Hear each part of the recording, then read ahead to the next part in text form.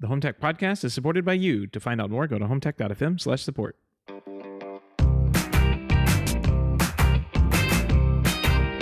This is the HomeTech Podcast for Friday, November 29th from snowy Denver, Colorado. I'm Jason Griffin. And from warm and sunny Sarasota, Florida, I'm Seth Johnson. Jason, what's going on? It sounds you look cold. You do look cold. Yeah, it's cold. I've got a cold. My voice is struggling, but I sound worse than I feel, so that's the good news. And as hard as I try to avoid opening the show talking about weather. Yeah, we do every week.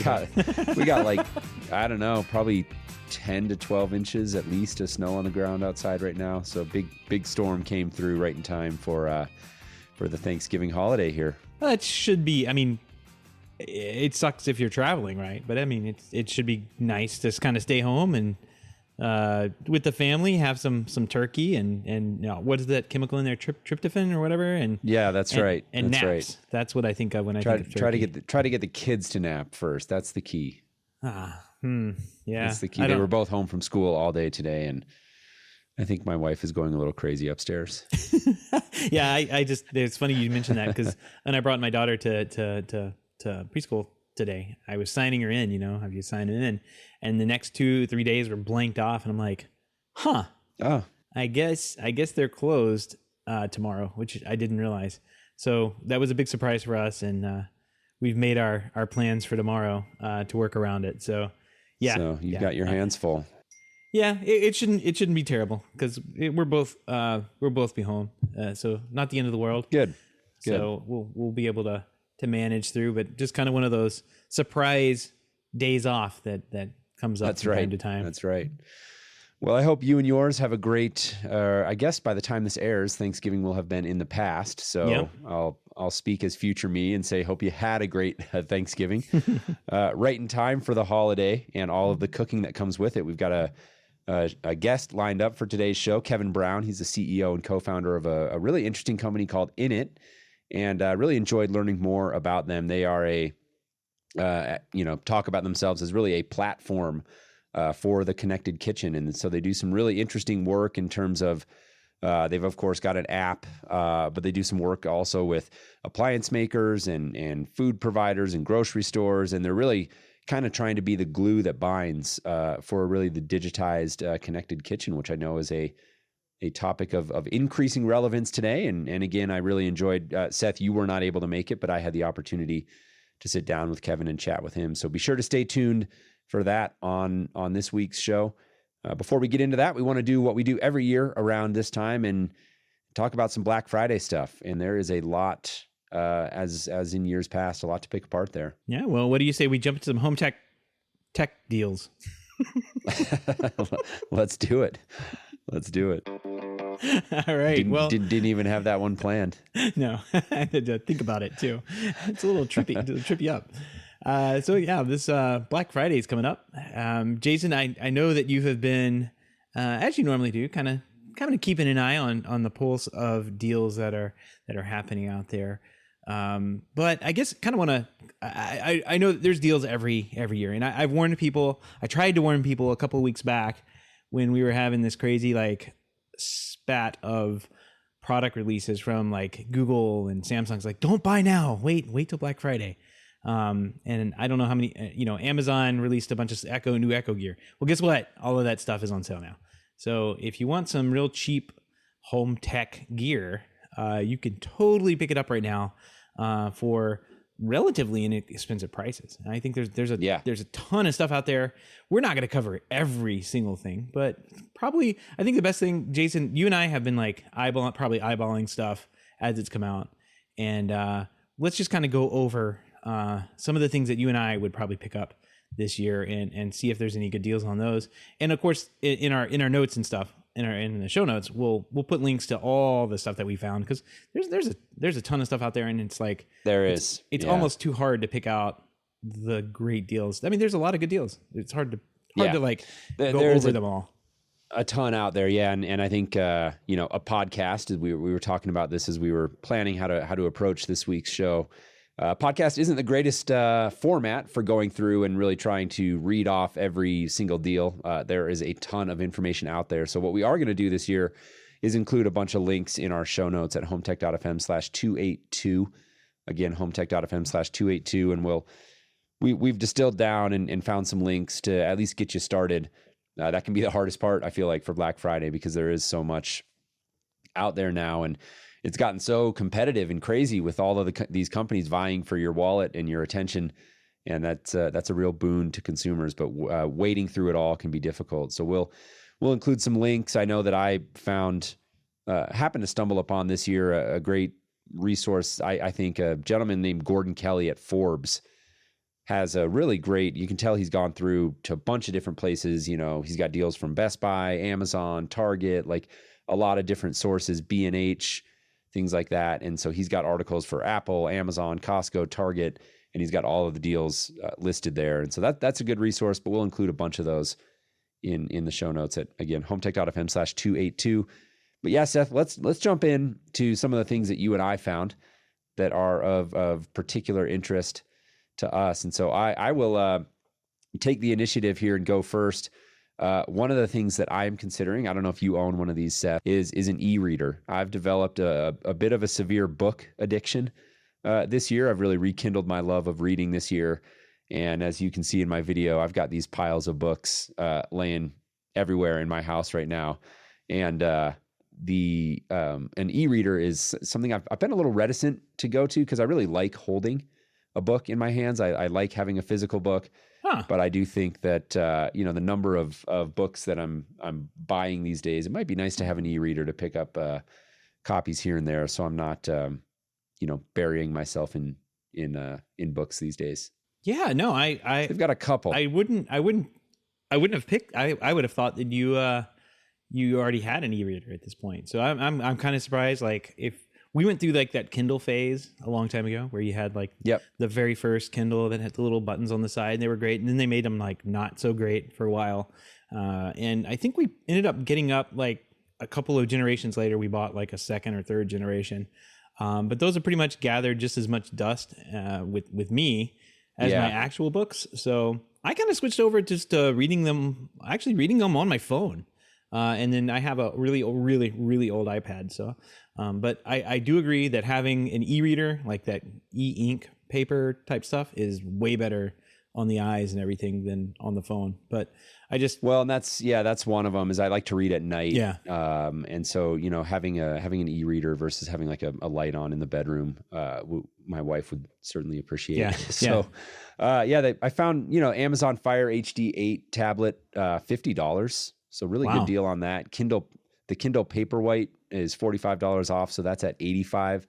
So for under $100, I got a couple of good options there. And I think this may be the time that I finally pull the trigger on that. As addicted as I am to just having physical copies, I really like buying physical copies of books. But there's some times where I think having that e-reader option would be nice. So that's one I'm looking at. Are you one of those monsters that writes in the books and takes notes? Oh yeah. Oh geez. All over. Yes, like a savage. Marginalia. Yeah. Tons of it. I've seen people do that, and I'm horrified. Like, I don't, to me, like, are you? Yeah. When I buy a book, I'm like, I try to keep it like pristine and everything as much as I can. Pristine. And, I'm just horrified when I see people. I know someone going for their doctorates, and they're just like, you wouldn't see like any. It's almost like there's more notes taken on the page than there are actual words in the book. In some cases, I was like, well, that's ruined. You just get rid of that. I didn't realize that was a potentially touchy subject. No, don't do it. Don't do it in front of me. All right, noted. No, it's cool. What about you, Seth? Throw one in there. What are you looking at this year? Well, I kind of like you. I am looking at a tablet of some type. I do have like a super old iPad that I mentioned. It's iPad. I think it's the Air 2. And it does not run iOS 13 anymore, or iPad OS does not run that. It runs whatever iOS 12 the previous release was. Yep. Which still gets updated for security and whatnot, but it's just stupid slow. And there's like, I think 4 gigs or something. I don't know. There's basically no memory left on it at any point in time. You can't do anything. So I've been looking at iPads just to kind of like see if there was a deal on them, and I've seen a couple of them. the Walmart's actually got a ton of good tech deals this year. The new iPad that came out at $329 seems to be a great price. 32 gigabytes. I'm kind of worried about that. But Walmart's got it on sale for $249. And I think like if you were to go in for like a really good iPad, essentially for $249, that's really hard to beat. So Walmart's got a ton of stuff in the Apple family. Like they even have like the Apple Series 3 watch, the little small one for $129, which is absolutely insane. If you can get your hands on one of those, that's a great price for that. Like, cause you won't find it anywhere else. Right. No, those are good deals. And I go back and forth, going back to the e-reader really quickly. Like if I should just shell out and get an iPad. I haven't owned an iPad in a while. I've had several over the years that belonged to companies that I worked for. Right. And I've always enjoyed using them, but I've just never felt compelled enough to go pull the trigger on my own. So I don't know. That is a really good deal.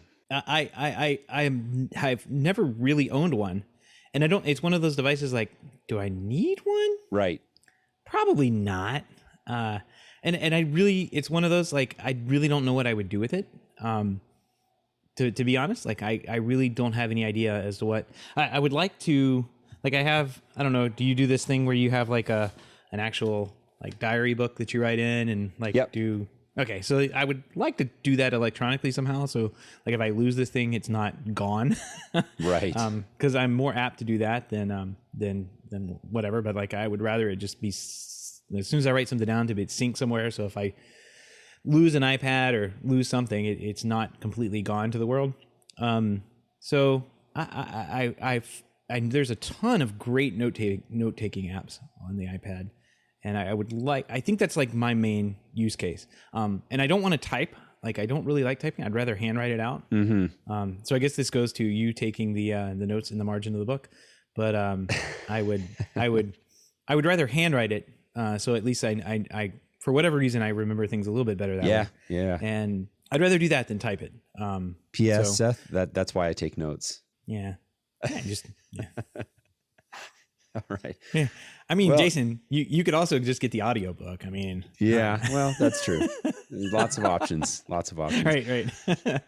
All right. Well, here's one I found that I don't have yet connected in my home is my garage door. And it's one of those that, again, I think about from time to time, but I'm not like super compelled to go pull the trigger.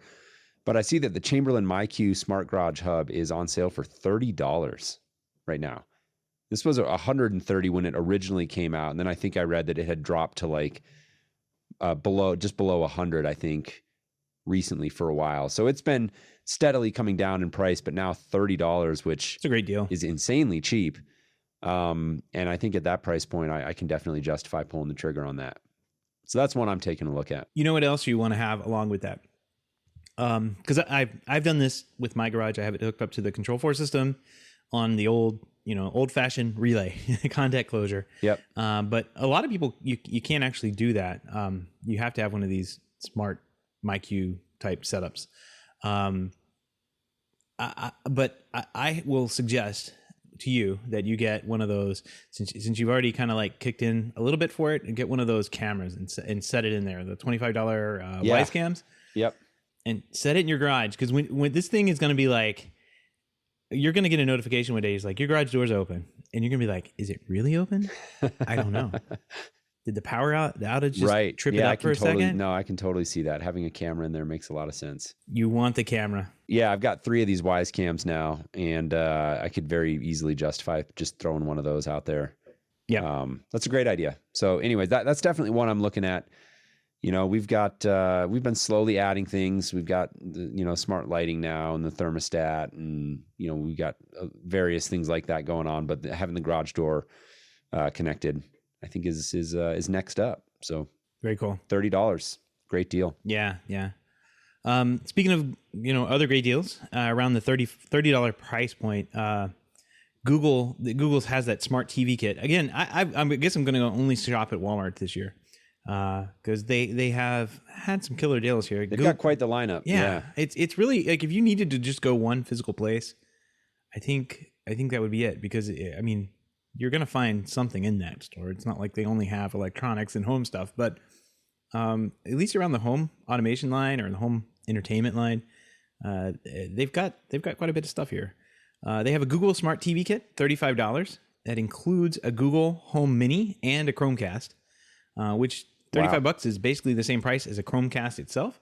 But it gives you the Home Mini and also gives you a $10 Voodoo credit. So as long as the Voodoo is still around, use it before they're gone.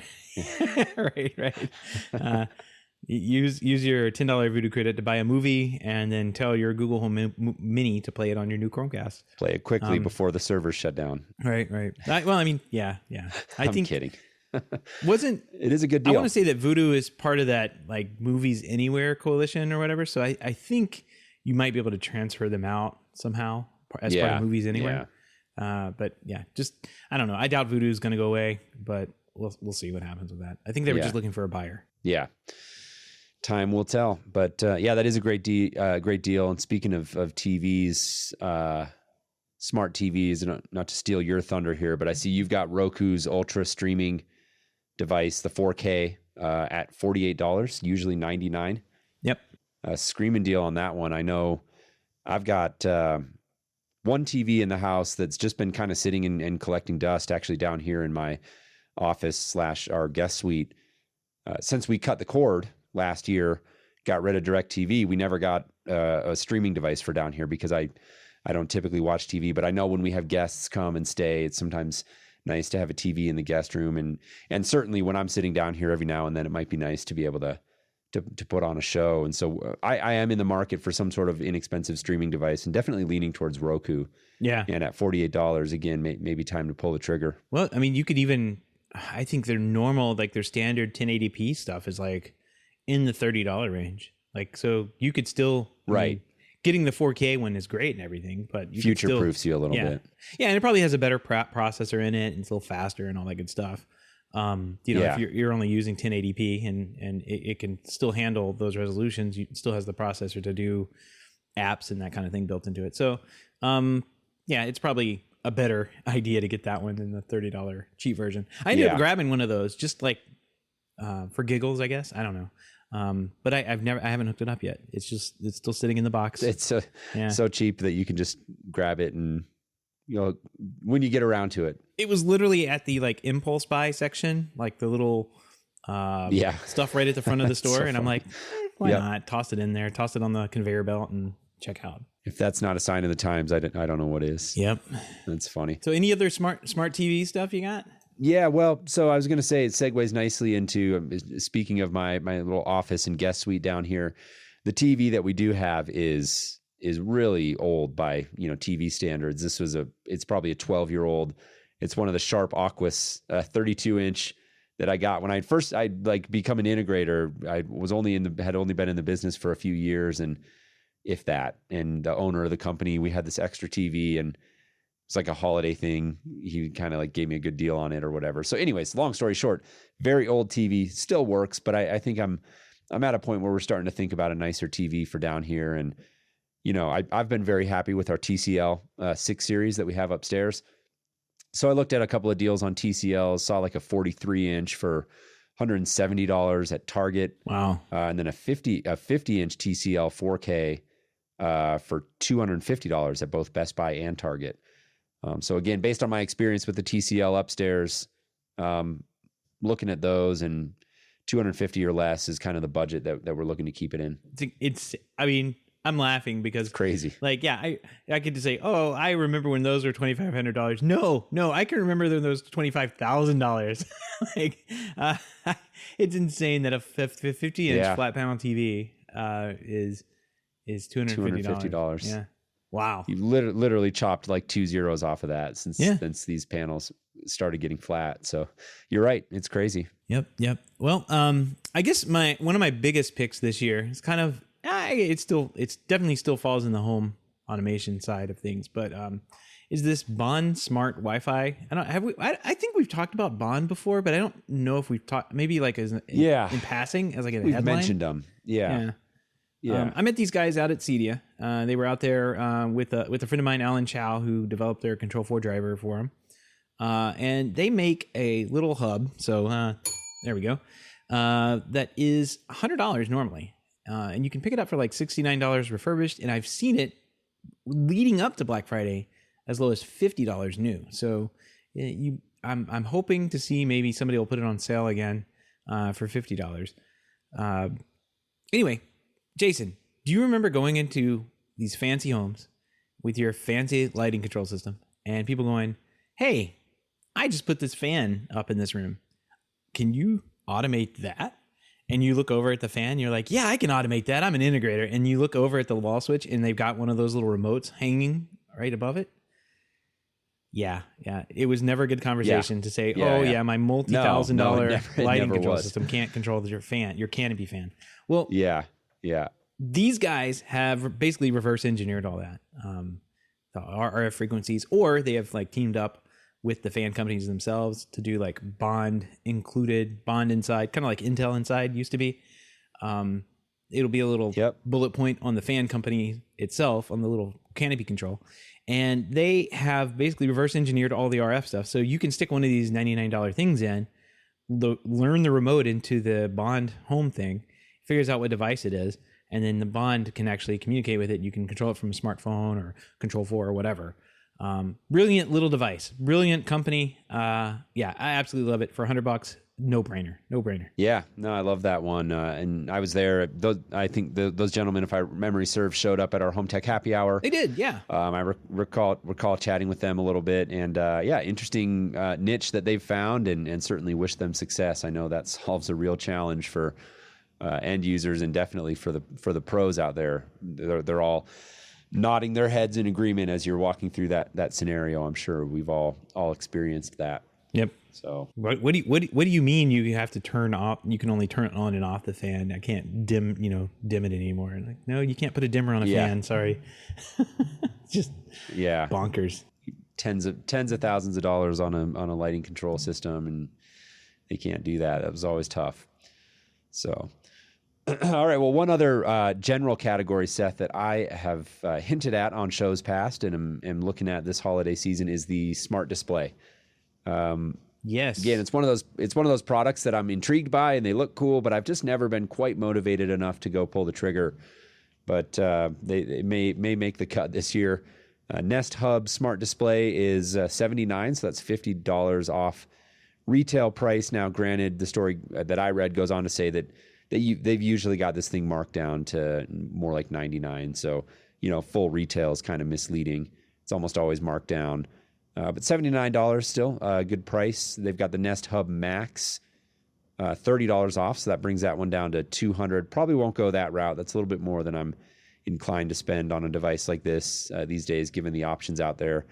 And then there's the Amazon Echo Show 8 for $100. That's $30 off. So it really, I think, comes down to, do I want to go Amazon or Nest? And I'm leaning towards Nest. Yeah. We've got our Echo here in the house, and it works fine for, playing music and setting timers and things like that. But I think I'm ready to experience the, Google Voice. I think it's going to be a better experience. Yeah. And now I've kind of kept my eye on those.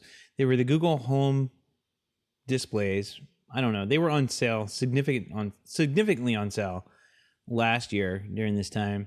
And I kept my eye on them all year. They really didn't go back down. So now is definitely the time to buy one of these display things if you want to pick them up at a lower price. Especially if like you and like me, because I'm kind of in the same situation, you're unsure as to like if you need this device or not. So getting those. Like how much am I actually going to use it? Right. That's really the question. Right. It's certainly not a need. It's definitely a want. I know that, but the question is how much am I actually going to use it once it's plugged in and there? I go back and forth on that. Well, speaking of needs, Jason, I put my final link in here in the show notes. If you scroll down to the 100% will buy, I'm going to need this.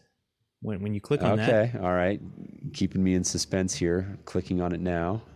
Oh, it's the HomePod. It's the HomePod, yeah. The HomePod. It's still around. It's $228. $228, yeah. So this is OWC, so max sales right now. You can kind of catch them between floating around this price point of $230, $240, and I've seen them as low as $210. on here, and I almost bought one when they had them down to that low a price, but at $228, it's very tempting to pick this up because I know until it goes on eBay and basically doesn't work anymore. I think this is probably going to be the lowest price for this device. So I think I'm probably going to go ahead and pull the trigger on the HomePod at the great low price of $228. All right. Well, it is a good deal. I mean, $349 to remind folks that that's where these came out at. So it is a good deal. I was wondering, I had searched around to see what was going on with the HomePod this Black Friday. I don't know. I thought you were kind of bearish on the HomePod at this point, but I take it what you're saying is it's a good product. It's a good speaker. It's just been overpriced. Yeah, it's a good product. It's a decent speaker, and it has been significantly overpriced. Although Apple kind of has said that like they don't want to sell it any. They're taking a loss at $349 to sell it, which is insane. I don't know. Like what I'm saying here is like I think this is the best price I'm going to get it at until it has to go into the museum. And yeah, so you're just getting it for the museum is really what's happening. I'm hedging my bets on it. Yeah, I'm sure right. As soon as it becomes a museum piece, it's going to be something. But I think I'm going to get some mileage out of it if I set it up here on the desk and listen to music or talk to Siri or whatever I want to do there. So I think I'm going to pick it up. I think this is going to be a for sure buy for me. For the museum, for posterity, right. Jason. Well, it's gonna go next. Yeah, if nothing else, I was gonna say you'll have it for posterity. Yeah. Matthew in the chat room says, "I'm not an Apple person, but it would be nice if they put more effort into it regarding the HomePod." Yep. I would agree. Still a question mark to me what they're gonna do with that line. If we're gonna see some cheaper models or what. It would be nice if they come out with cheaper models or like put the made the ability to put the technology into something else, like Amazon does. I mean, there's an Amazon Echo device for your car now where you can drive around and talk to Alexa in the car. And I saw an advertisement on TV for that. I'm like, oh, that's pretty compelling. But basically I already have that because I have Siri in my car, right? So like everything that Alexa was doing, Siri can do. So right. It's kind of like, I don't know. It's not really needed. But Amazon has to do that because they don't have a phone. They tried, but they don't have a phone. So they're making these little small cheap devices that you can kind of plop and put anywhere to get those voice. What do we call them? Voice access points, I guess. VAPs. In different locations, and still a pretty cool product. I thought, and definitely a compelling ad. What you can do there. So I thought it was pretty cool. All right. Well, there you go. I've got one more pick that's like completely not related to home tech. Can I throw it out there? Do it. All right. So I've been intrigued by these for a while, and I've never done one. The Ancestry kits. Yes. And 23andMe has their Ancestry kit for half off this Black Friday. So $99 instead of, I think, $199 is the typical price. Have you ever done one of these? I have. I'm signing in right now to see what they've updated with your like profile. You get like all these little, hey, you're not going to get diabetes or something like that. They do all this stuff like as genetic tests improve or as they figure something out, they can link you to something. But yeah, I have done it. I'm just pulled it up to take a look at what it's up to now. All right. Well, yeah, I think it would be interesting. I didn't realize, I guess it makes sense. I'm not shocked by it, but I didn't realize that they did that sort of ongoing like health profiles and things like that. But I'm primarily interested in it from just like a family tree perspective. I had an uncle who unfortunately passed away a couple of years ago, but he was really, really into, studying our lineage, and he did a lot of work on that, and told me just enough in his life to get me intrigued in it, and I think it would be a fun thing to do. So anyways, I got my eye on that for the holiday season as well. Yeah, it does. I just kind of clicked on, since you said family tree, there's a little like DNA relatives list, and it does pick out like pretty accurately who your brother is. Yeah. And who your first and second cousins are. I recognize a couple of these names, and by the time it gets down to like the second, third to fourth, I don't know who any of these people are, but I suppose they could be related to me. But there's like literally hundreds of them. I have no idea who these people are, but they are trying to looks like they're trying to make that a little bit better and basically predict out like who is in your family tree that you're related to.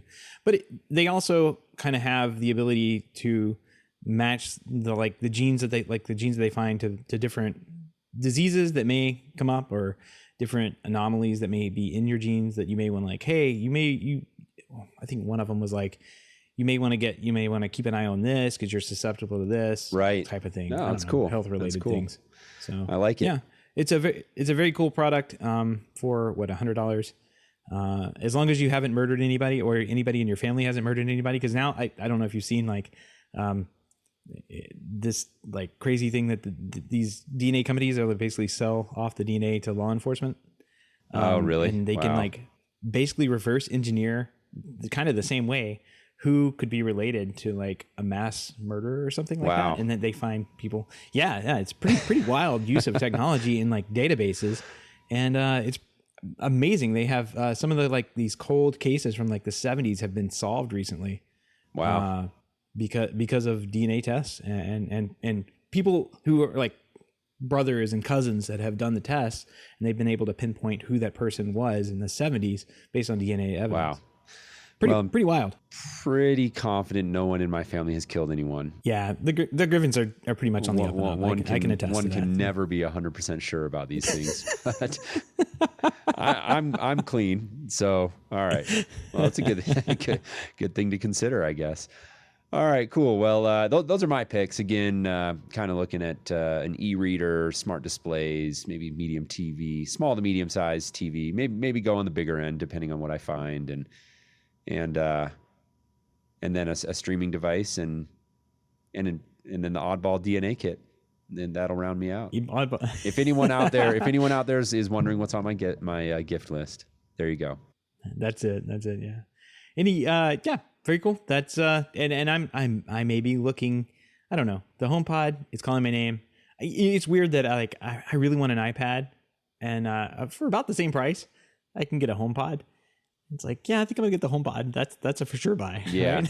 But the iPad, which would be infinitely more useful than a HomePod, I'm like on the fence about. Right. Kind of says something about that product line. Yeah, it does.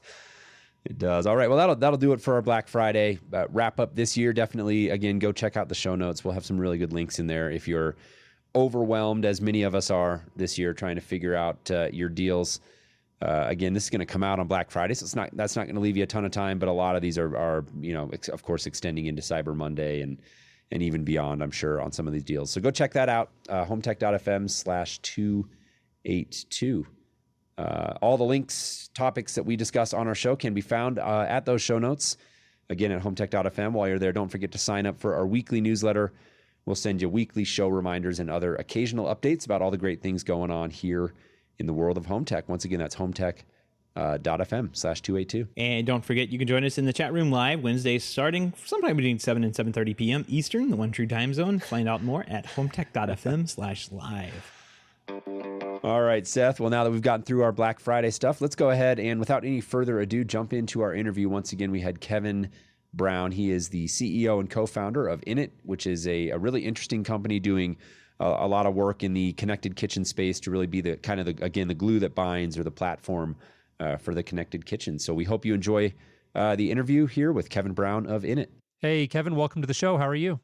Great to be here. Yeah, thanks for taking some time. I know we've been trying to get you on the show here for quite a while, and I'm glad we were able to make schedules align. I've been looking forward to this interview. It's a little bit outside of our typical wheelhouse in terms of the things, at least here on the Home Tech Show, that we typically talk about around the smart home. But I know that the smart kitchen in general is a very popular and growing topic, and I look forward to jumping in and learning all about Innit and the role that you guys play in that growing market. But before we do that, why don't you give our listeners just a quick personal introduction, talk about your background and sort of what brought you in to the space. Sure. So I'm in I've been doing companies for the last 20 years and building them and growing them. And so I had met my co-founder who'd been running big chunks of companies like Nestle and Unilever, essentially $10 billion food businesses.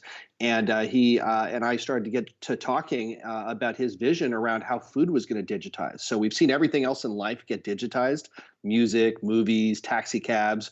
You push a button and something perfect happens. And so, now, he was starting to think about what happens when food gets digitized. And, I'm the cook in our family. I I love to do it. I really, care about all the health aspects for everyone. And I was really energized by this idea of, hey, can we use technology to help people here? Because the food industry had really lagged behind. You have to open up 6 different apps to make dinner. So, right. That was the opportunity of how do we really create a platform that can bring some serious technology to make it simpler for people to eat and live better. Sure. Got it. So you referred to building the platform there. Tell us about that. Give us kind of the elevator pitch. We're going to jump in and talk about it at length, certainly through the rest of this interview. But what's the short version? What's in it all about? Yeah, absolutely. So we built essentially, think of it almost like a culinary GPS system. So people today, it's like driving with paper maps. It's kind of stressful. When they get a recipe, they're struggling to find the right ingredients, to find things that fit their health profile. They may not have all the skills they need to pull it together into a great meal. And then finally, when they put that beautiful $30 piece of salmon in the oven, they're afraid that they're going to murder it, and it's just going to turn out terrible. So there's a lot of stress points. We did a year-long consumer trial, working with everyone, in the kitchen and really seeing what was standing in the way of, because they said they wanted to cook more, and they've been ordering out 5 nights a week. They know that's expensive, maybe not the healthiest. And so we started to identify where can we go deep to really help them. So there's 3 pieces to the puzzle. One is nutrition. The second one is meals. And the third one is cooking and the technologies there. So with nutrition, we actually acquired the leading platform that personalized nutrition. And so we can actually calculate a personalized score for you based on your diet on over 1 million products. And we refresh that daily. So, we've got a really, deep view into the food and helping you find the right food products and automatically kind of get those into your basket. Secondly, got it. And Kevin, I want to jump in there really quickly, and I'm sorry to interrupt, but it got a little bit, it broke up a little bit when you said, I think you named a company you acquired, and you broke up a little bit. So I want to make sure you mentioned that name again. Give me that name one more time. Sure. So we acquired a company called Shopwell, which was the leader in personalized nutrition. And, so they for years have been building up this ability to take your health profile, your allergies, your nutritional goals, maybe diets that you're following, everything's getting a little bit more complicated these days in terms of, is this, particular food going to match my diet or match, kind of the health recommendations. And so we said, this is a perfect piece. So we acquired the company and integrated that into our platform. And so this essentially allows us to calculate a personalized score for you for each product. So you can scan the product and or through e-commerce essentially get that information unlocked for you and help you find the right products and make sure that what you're buying is going to be great for your family. So we can do that on over 1 million products today. Got it. Cool. And then you were moving to the second part of the puzzle there. Talk to me about that. Yeah. So, now once you've found the right foods and you've sort of matched those to your diet, you get them home.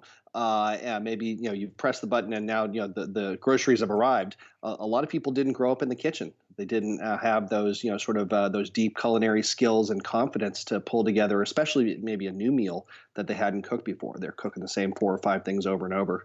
And so what we saw is that there was a great opportunity to provide, much like think of Waze or Google Maps, left and right turns that are able to step through and have that guidance. And so what we're able to do is now to customize a meal, basically build up from the food products you have, maybe what you already have in your fridge, and design a meal that's perfect for you. And then give you that step-by-step instructions so that you have the confidence if you've never, cut up eggplant or if you've never tied a chicken or whatever the skill is. Now, with a looping 10-second video, you've got kind of the superpower of being able to do it. Cool. And then I think we've covered now, if I'm recalling this correctly, there was nutrition, meals, and then there's the Innit cooking. I think sort of the 3 legs of the 3-legged stool here. Talk about Innit cooking for me. That's right. So, for many people, we basically have made these functions available free, and both through our apps, but also now working with partners that are using our platform. And so we'll talk about some of the partners like Google that are making this available. So this nutrition and meals is out there, shipping, and everyone can use it. All you need is a smartphone or browser or some interface to Innit. Now there's an increasing trend that we're seeing all the major appliances essentially adding connectivity and Wi-Fi.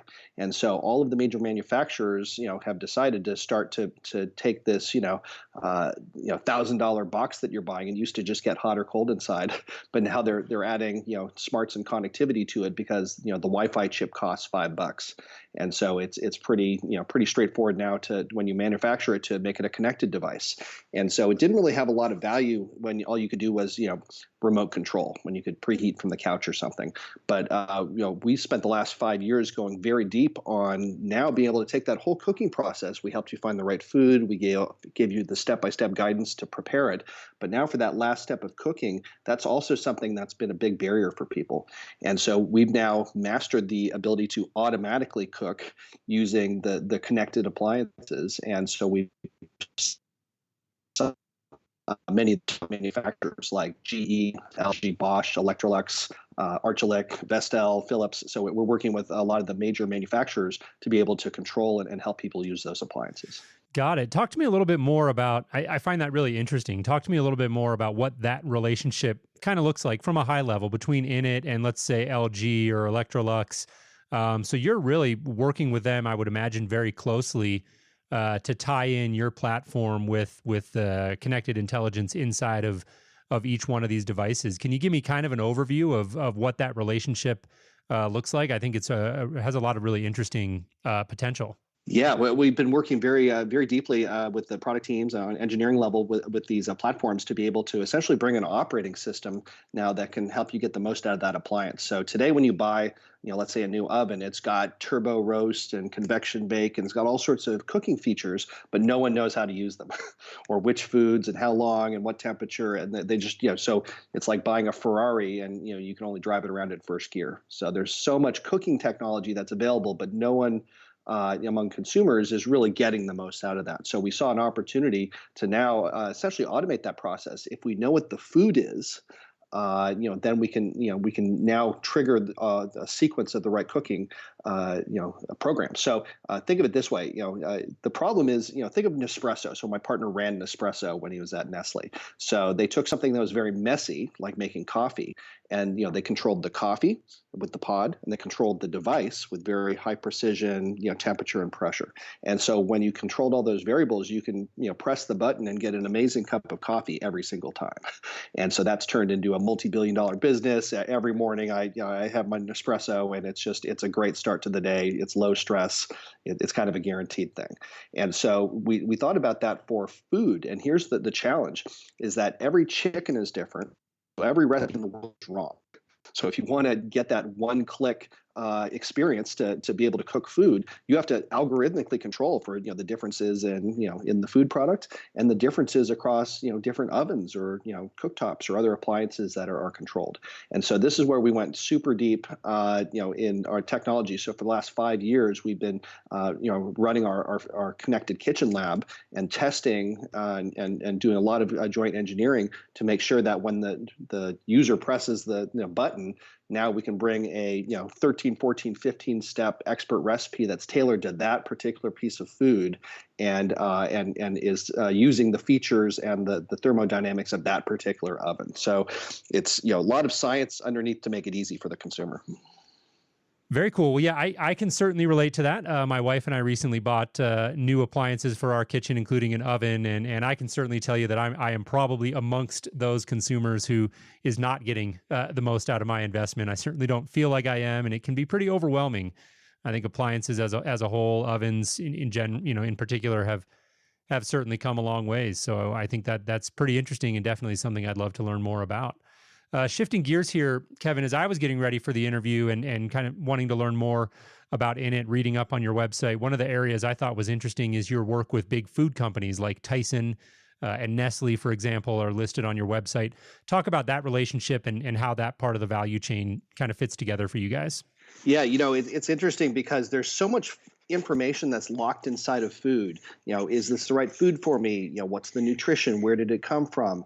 What are the best ways to prepare this food? What are the different things that I could use it for? There's just so much information around food that could help people, but they kind of squint at the label and they're kind of running sort of blind. And so what we want to be able to do is to unlock that information and then take people through that whole journey to sort of feel confident in picking the right foods and preparing them and cooking them. And so this is where we've gone directly to the food companies to work with them to be able to connect that information about the products directly to the consumers. And so for example, we just launched an initiative together with Google, and we created sort of a program working with Mars. So this is the Uncle Ben's product. So this is the first lensable product. So if you think of Google and search, it started with text search, and then it moved to voice search, and the next generation of that is visual search. And so now you're able to use your your mobile device to essentially look at things, and with computer vision, it recognizes the item. And so now if we can unlock that information and take you through that food journey and help you with that product, then that's a way for the food companies to really help you get the most out of those products as well and connect it all the way to the kitchen. Awesome. Yeah, I love it. Empowering people to just know more about the foods that they're eating and what they're putting in their bodies, I think is clearly a growing trend, and I think is one that's really important. You mentioned Google there, and that is definitely one of the questions that I wanted to ask. Your relationships with tech companies like Google and Amazon. Talk to me about that a little bit. Yeah, absolutely. So, we looked at the end-to-end journey for the consumer. So there's the food companies and the retailers where you're buying the food. There's the kitchen and sort of all of the tools that you're going to use to cook them. And increasingly now people are using digital assistants, like Google Assistant, for example, Alexa. These are very popular ways for people to start interfacing to the different parts of the journey. And so we basically took our platform and have integrated it to make it really easy to take advantage of all of these new technologies. So, for example, we've done a sort of an early access, essentially project together with Google, where on their smart displays you can now experience the entire Innit, sort of step-by-step guidance and cooking, and even integrate into your appliances, and you can do it all hands-free. And so now we've got a beautiful video screen that's showing you each of the steps in the recipe, and it's giving you the guidance and the timing and all of that. And then you can say, hey Google, start my oven, and now it's going to send the right cooking program. And it knows that you've got a 4-pound chicken, and it knows that you've got a GE monogram oven or an LG oven, and it connects all of that together. So for the consumer, we're trying to really make it really seamless and easy every night to be able to pull off dinner and to make something taste great. But to achieve that, we're working together with each of the companies underneath so that we can send the right commands and really make it work. Got it. And it sounds like we have a guest joining us potentially at your house. There he is, right on cue. Yes, my dog is. I don't know what the neighbors are up to, but he's worried. Yeah. Well, we had you move rooms to get a better network connection, and that's no problem. Just wanted to give him a proper introduction, so to speak. So moving on here, one other area we've sort of been talking about several different partners. So you guys have an interesting model where you're working with appliance makers, food companies. We talked about tech companies. One other area I noticed on the website that you're working with is retailers. And so talk to me about that relationship. Yeah. So if you look at retail, for the, a long time, people have walked into the store, they've, went down the aisles and picked the left, the left aisle, the right aisle, the product, and that's sort of how they would go grocery shopping. Increasingly, people are using, other resources like their smartphones. They're using e-commerce and delivery. There's a lot more, technology that the consumers are using for their everyday lives that is now getting integrated into that shopping experience. And so we're working together with the retailers to now take all of that nutrition information, to take the shopping, so we can take a recipe and turn it into the shopping list that automatically goes in your cart. So we call these shoppable recipes. So we can basically take an inspiration and very quickly turn that into the 14 ingredients that you need to make dinner. So instead of having to search up and down the aisles, you can click the button and it's automatically added to your list, and you can kind of get on with the fun part of your day. And so we're working with, now that we know the food, we know the journey, all of the different sort of recipes and cooking programs, all of that. We've essentially brought together so that now for a given objective that the consumer has is, hey, I want to make dinner for some guests. Now we can simplify and automate those different steps. Very cool. So I think we've got a good sort of overview of what Innit does, and I can see pretty clearly how you guys are kind of like a platform, and you're connecting a lot of sort of disparate parts as we move towards, like you said, the digitized kitchen. And it's really interesting model. So for anybody who's listening, who's kind of interested in this and wants to maybe get involved and start using some of this technology, where are you guys at today? I know the app is out there. I understand people can use that. Is that a free app? Are there premium options? Talk to me a little bit about the user experience today. Yeah, absolutely. So we've got a number of ways that people can use the product. So I mentioned with Google Lens, with Google Smart Displays, we're showing up in partner solutions like that. You can download the Innit or Shopwell apps; those are free in the app stores, and get those on your phone. We're integrating into partner websites and other properties, so you'll see us in different places, where we're essentially powering some of those experiences.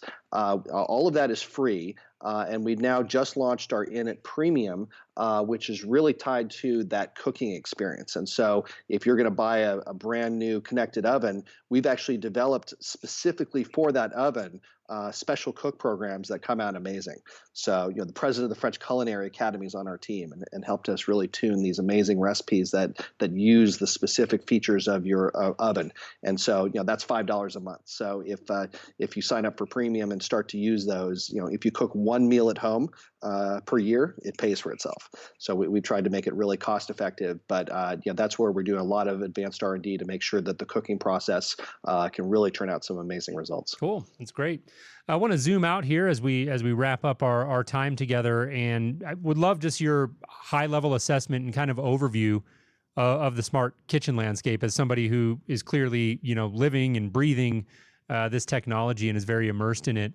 Where do you see us at today? I mean, I sense this is still kind of early times, but give me your overall kind of assessment of where we're at today and what you see in sort of the near to midterm future for the smart kitchen. Each market is different. It's got different dynamics and structures, but the same thing is happening over and over again. Each of these markets, whether it's automotive, whether it's entertainment, healthcare, food, each one of them are going through the same set of processes to digitize and create an amazing consumer experience.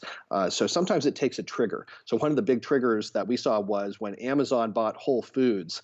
That really put the whole market on notice that there was a lot of digital disruption that was coming, and whether that's sort of new ways of ordering, new ways of experiencing, and so that really kind of set in motion some of the companies that have been on the sidelines, moving and realizing that they were going to need to modernize and start to deliver these digital experiences for consumers. And that's the way consumers, want to live and want to purchase things anyway.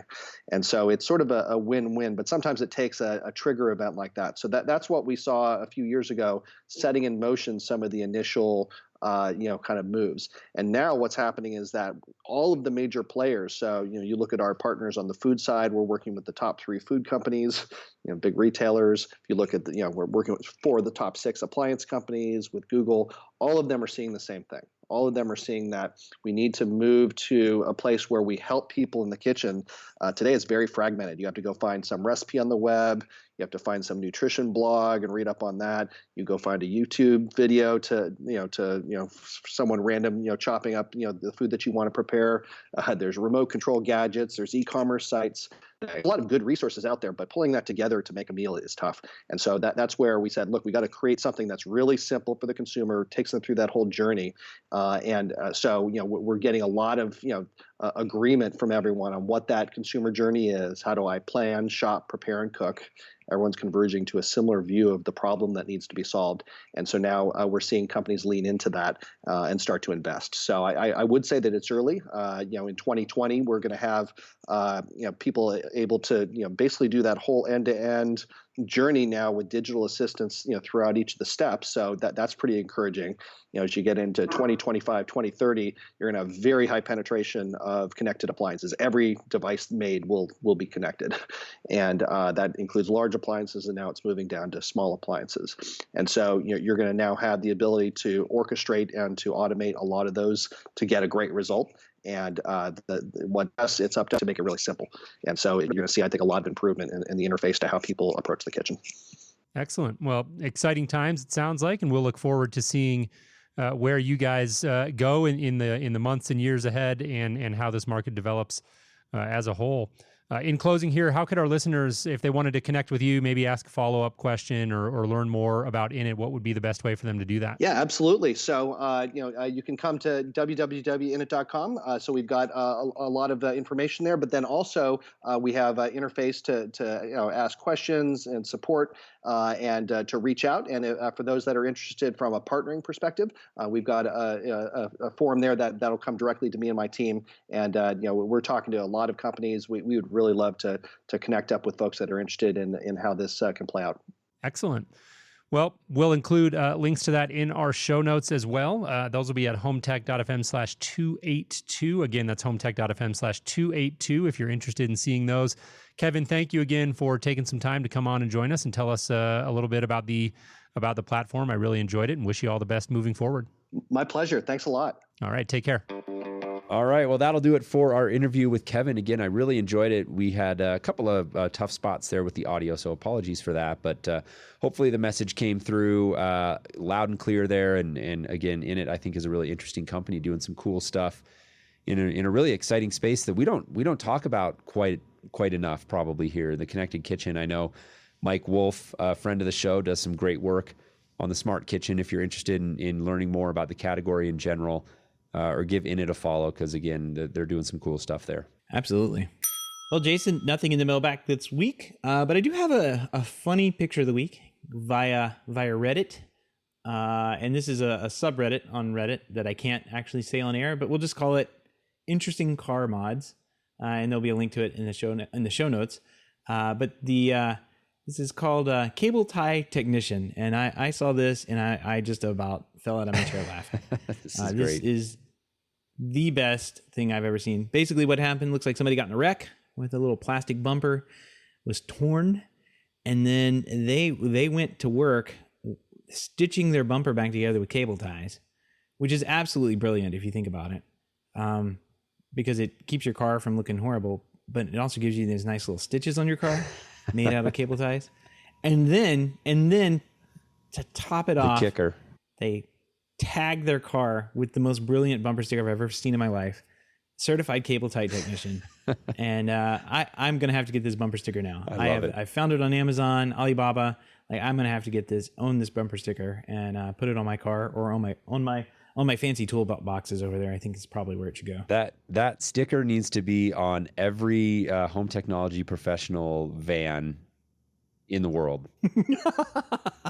Absolutely. Because if there's one thing you get good at when you're an integrator, it's how to get creative with cable ties. Oh man, the amount of equipment that I have installed with cable ties alone, I don't have any screws to put this random piece of equipment up in the attic. I'll just cable tie it to this board. Use a cable tie. It's like the modern version of duct tape, I feel like. Right. Yeah, exactly. Yeah, if it works, it works. As Matthew says, it works, it works. I've always got, even as not a professional anymore, but always got some cable ties around. They're a very, very handy tool. I love this. This is a great find, courtesy of Reddit. So if you want to take a look at this, again, head on over to the show notes, HomeTech.fm. If you have any feedback, questions, comments, picks of the week, or great ideas for the show, give us a shout. Our email address is feedback@hometech.fm, or you can visit hometech.fm/feedback and fill out the online form. Absolutely. And as always, we want to give a big thank you to everyone who supports the show, but especially to those of you who are able to financially contribute through our Patreon page. To learn more, head over to hometech.fm/support and learn how you can contribute to the show for as little as $1 a month. Any pledge over $5 will give you a big shout out on air. But every contribution gets you an invite to our private Slack chat, The Hub, where you and other supporters of the show can gather every day for all sorts of great conversations about home technology and more. Cable tie porn. Tie porn over indeed. Here. It's coming. Yeah. I was laughing through that description. Matthew posts a great picture here of indeed some cable tie porn. And if you want to help out the show but can't support us financially, we'd appreciate a 5-star rate review on iTunes or a positive rating in the podcast app of your choice. We're working for those 5 stars, so we hope that you can help us out there. It really helps other people find the show by doing those reviews. Absolutely. Yeah. And then the last thing we always want to mention here is we here at HomeTech are a proud member of the Technology.fm collective of podcasts. Head on over to Technology.fm, where you can find other great shows like Home On, The Smart Home Show, and DTNS. If you are a supporter of our show, you'll certainly find others that you like over there. I am most likely to be a deep sleeper and consume more caffeine. Oh, here. Is this breaking news from Ancestry and me? Here's an interesting one that. What is it? 23andMe. Yeah. Lactose intolerance. Totally. It says likely intolerant. Totally have that. Ice cream is my Achilles heel, and in more than one way. I must eat ice cream in multiple ways, but it doesn't like me very much when I do. So. I like ice cream. Ice cream doesn't like me. Exactly. So, yeah. That's unfortunate. I don't know what this means. Muscle composition, uncommon in elite power athletes. I'm scared to click that. I'm just going to pretend that means that I'm like a muscular guy and I'm not fat, that I'm just big boned. All right. You see what you want to see. Yeah, exactly. So, yeah. Deep sleeper, check. Consumes caffeine. Oh, yeah. And let's see, likely lactose intolerant. That's pretty good stuff. It picks these little random things out of that. It's really interesting. Yeah, and it also gives you like your haplogroups and like where you probably came from, like Spanish and Portuguese, German and French, British and Irish. You and I probably end up. It'll tell you how much Native American blood you have in yourself too, if you ever wanted to know that. Does it predict what you're going to have for breakfast tomorrow? I mean, I think it does say that you're predisposed to certain foods, kind of like, hey, you like the sugars, don't you? Yeah, because that's in my genes. It just tells everyone that you love bacon. Yeah, I mean, I'm over here eating chocolate chip cookies, right? So it should not be any surprise as to what I'm going to be eating for breakfast. Carbs. You fools on your keto. Sorry, I think you are on keto, aren't you? Oh, that's funny. No, I'm not. I was once. All right, that's funny. Back to it then. All right. Well, that's all staying in the show. We appreciate everyone tuning in. We hope that you had a great Thanksgiving, that you're having a good Black Friday and a great weekend ahead, and a safe holiday weekend as well. We appreciate you tuning in and supporting the show. As always, thank you so much for listening, and we'll look forward to reconnecting with you next week. Yep. Everybody, I hope you had a happy Thanksgiving, and we'll talk to you next week.